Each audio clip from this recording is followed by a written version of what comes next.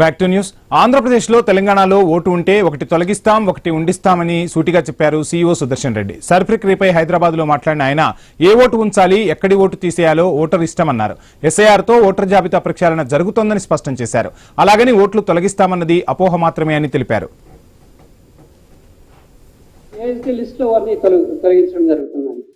ఒకటి తర్వాత వేరే చోట ఉంటున్నారు కాబట్టి షిఫ్టెడ్.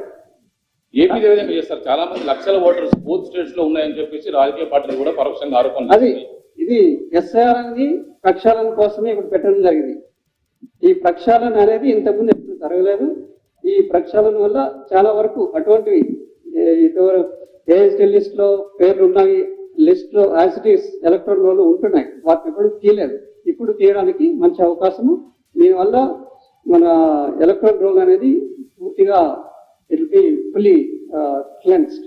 అది ఫామ్ ఇచ్చినప్పుడు డూప్లికేట్స్ తెలిసిపోతుంది. వేరే స్టేట్ లో సబ్మిట్ చేసినట్టు ఇక్కడ సబ్మిట్ చేసినట్టు as per our technical things it can be known. Sir ఏపీలో ఉన్న వాళ్ళకు మనకు ఫర్ ఎగ్జాంపుల్ వెస్ట్ బెంగాల్ వాళ్ళు కొన్ని పేర్లు మాకు పంపించారు, సమ్ 10 or 15 నేమ్స్ పంపించారు. మనం వేరే జిల్లాకు పంపించి వాళ్ళు ఇక్కడ ఉంటున్నారా లేదా అనేది మేము డీటెయిల్స్ రాసి పంపించాం.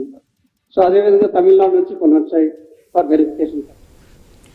జూన్ 15 నుంచి ఎస్ఐఆర్ ప్రక్రియ ప్రారంభిస్తామని తెలంగాణ సీఈఓ సుదర్శన్ రెడ్డి తెలిపారు. జూన్ 25 నుంచి జూలై 24 వరకు ఇంటింటికి వెళ్లి వెరిఫికేషన్ చేస్తామన్నారు. బిఎల్ఓలు ఇంటింటికి వెళ్లి ఎన్యూమరేషన్ ఫామ్లు ఇస్తారన్నారు.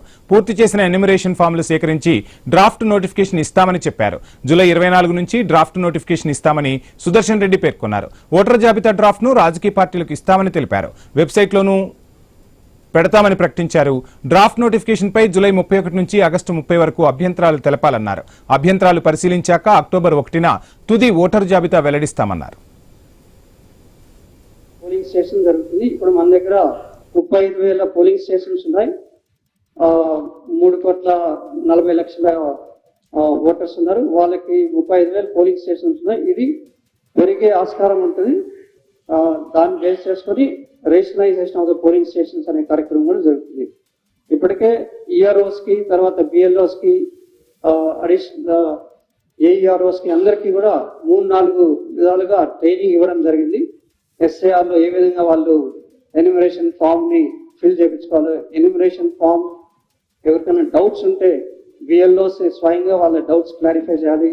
ఇంకా హెల్ప్ డెస్క్ అనేది కూడా ప్రతి ఒక్క జిల్లా పరిధిలో తర్వాత ఈఆర్ఓ పరిధిలో కూడా హెల్ప్ డెస్క్ అనేది ఏర్పాటు చేసి ఎవరికైనా డౌట్స్ ఉంటే ఖచ్చితంగా వాళ్ళ యొక్క డౌట్స్ ని క్లారిఫై చేసి ఎన్యూమరేషన్ ఫామ్ ని ఫిల్ చేసే దాంట్లో తోడ్పడాలని చెప్పేసి కూడా అందరికీ ఎన్నికల్లో గెలుపు కోసం